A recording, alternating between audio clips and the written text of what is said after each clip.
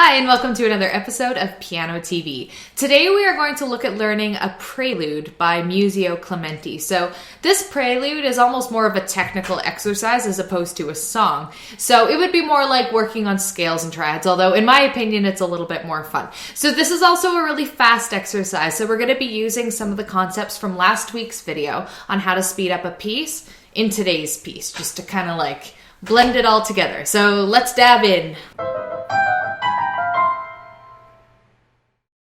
Museo Clementi is not really a household name anymore, not like, Beethoven or Mozart, but in his heyday, which is like in the late 1700s and early 1800s, he was really, really famous and well known, almost as famous as Haydn.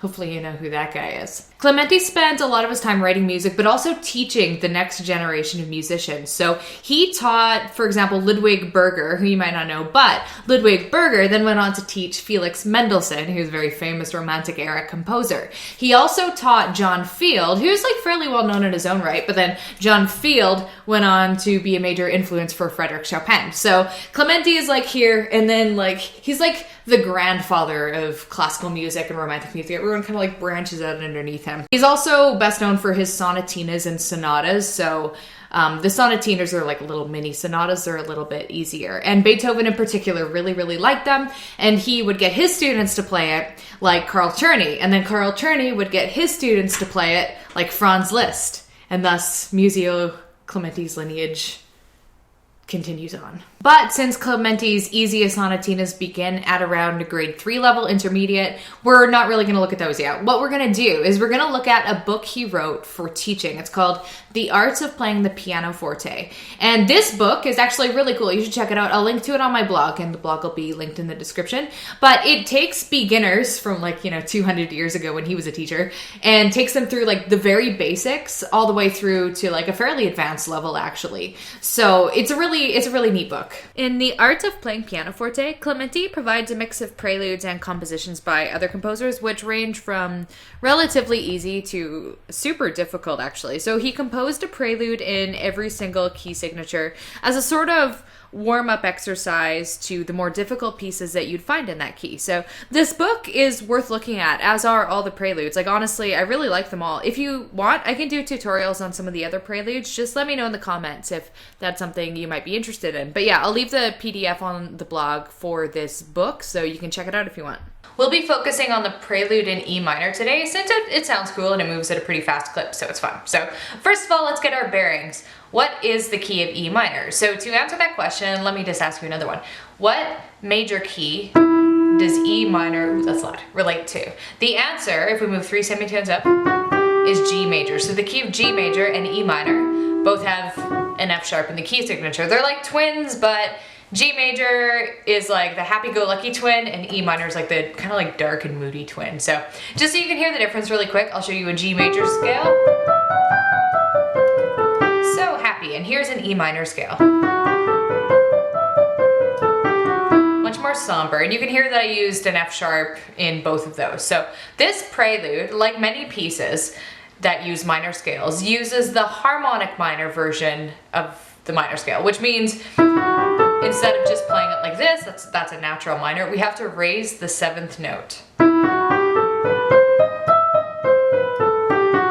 Right? They have that kind of like interesting Egyptian sound to them. So if you don't remember what harmonic minor scales are, or like what I'm talking about, definitely take a look at the Introduction to Harmonic Minor Scales video that I did a while ago, or you can just go and look at the video tutorial on how to play E natural and harmonic minor scales, because I've already done one for that too. So anyway, let's take a look at what this prelude sounds like.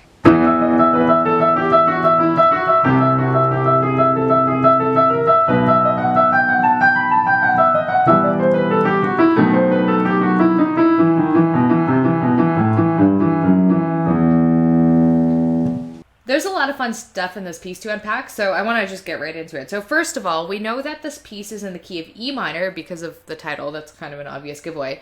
But we can confirm that by taking a look at the key signature, which I'll just scroll here, which is 1 sharp, and by looking at the first note, which is an E. So aside from looking at the title, you can kind of know just based on that we're going to be in the key of E minor. But here's the question then. How do we know this is in E harmonic minor as opposed to E natural minor?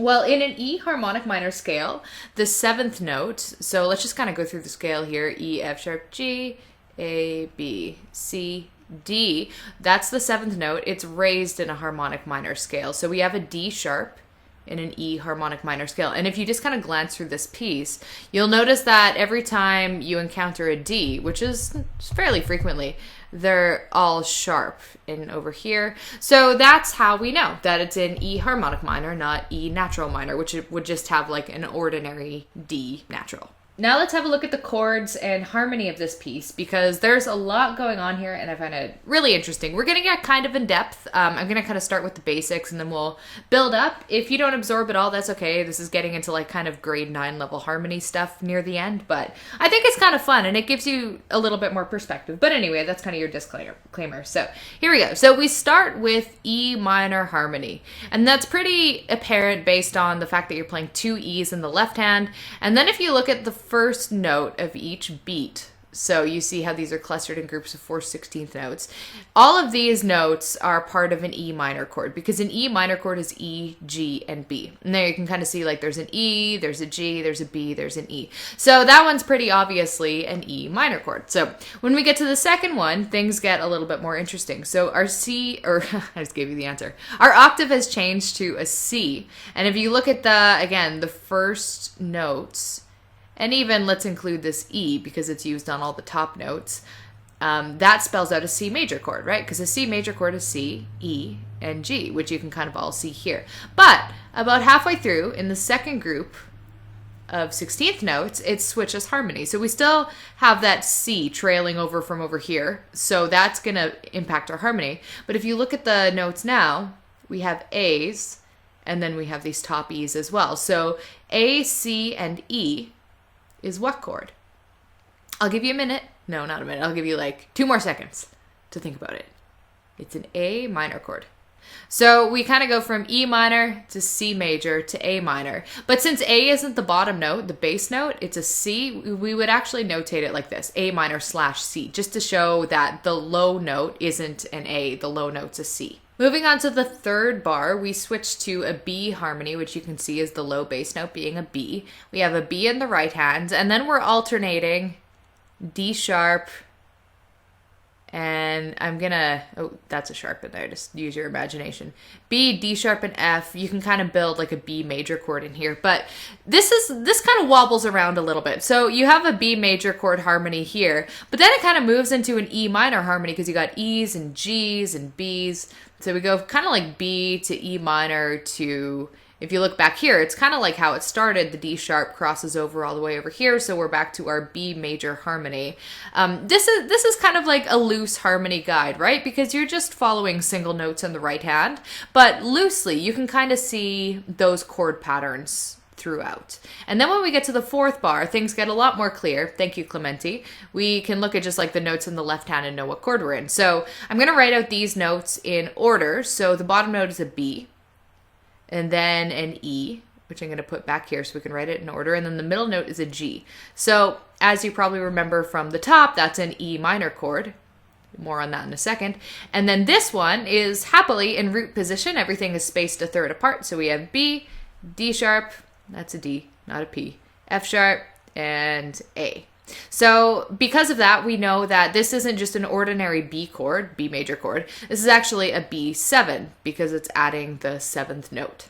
And then in the last bar, we go back to our E minor harmony, except this time the left hand's doing all the legwork and all the fast movements. All right, so this is where I'm going to get even more of a theory nerd on you. So here we go. So that's our E minor chord and that's our B7, as we just talked about. However, we don't write this as E minor, right? Because we have to account for the fact that the bottom note isn't an E, it's a B. So to notate that, just like with the second line, we go /B, and that just kind of shows us the bass note. This type of chord progression is actually incredibly common at the end of pieces or sections. So if we were to notate the harmony, we would write an I, like Roman numeral 1, underneath the E, right? Because we're in the key of E minor, so the first note of E minor is 1. And then if we were to write a nomen numeral under B, we would write a V for 5, right? Because E, F, G, A, B. B is the 5th note in the key of E minor. And then we would write V7 to indicate that it's a 7, of course. However, we're not done here because just like with this chord, you have to indicate with the /B that the bass note is a B. You got to kind of do the same thing when you're notating in Roman numerals, which is what more complicated harmony gets into. So what we would do is we would actually notate it. I'm just going to scribble this out like this. V6/4, okay? I'm gonna attempt to explain this really quick and basic, okay? So starting from our bass note B, the top note of this chord G is 6 notes away. So that's why the top number is 6. The next letter down here is E. E is 4 notes away from B. So that's why it's V6/4. You're kind of just looking at interval distances. And over here, we wouldn't just write V7, we'd write V7, 5, and then 3. It wouldn't normally go that low. Normally that would all like be in the space of like the letter V, but you gotta just work with my tablet skills here. But again, same thing. So using B is kind of like our reference point. That top note, A, is 7 notes away from B. That second note from the top is F sharp, which is 5 notes away from B. Then we have D sharp, which is 3 notes away from B, and then the bottom one is B, so we don't even like write a number for that.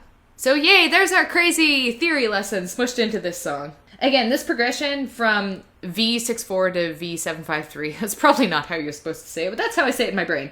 It's super common in all kinds of music, whether or not you're learning keyboard music or you're like analyzing Bach chorales or anything like that. You'll see this time and time again, especially once you start getting into more complicated music. So finally, after all of that theory, how do you take this song from slow to fast? So this is where we're going to reference last week's video on how to speed up a piece. So really quickly, I just want to go through the 6 points that we talked about in that video that'll hopefully help you out with speeding up this. So first of all, you need to know the song inside out. You need to know it really well. Second of all, you need to know the keys on the piano so that you're not like doing this all the time when you're playing.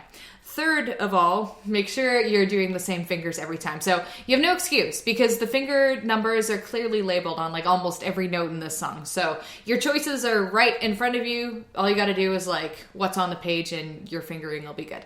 So once you have the basics covered, you have to start playing slowly. So number 4, play slowly at a speed that you can do everything and then like incrementally boost it up. Sometimes with the metronome that can work really well. Number 5, remind yourself of the goal speed by every now and then trying to go really fast just to see what happens, even if it's a train wreck. And number 6, focus on tiny segments, like just 1 bar at a time or like a half a bar. And then you can really kind of like run through that better than if you were to just play through the entire song over and over again. So try those things, see if that helps you get it fast, and enjoy.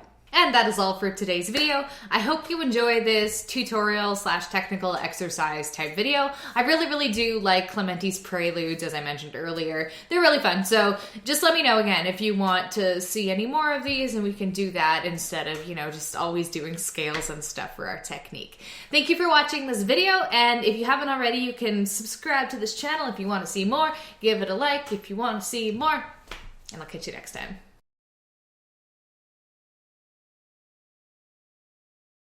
Oh, hi, kitten. What's up? You like harmony.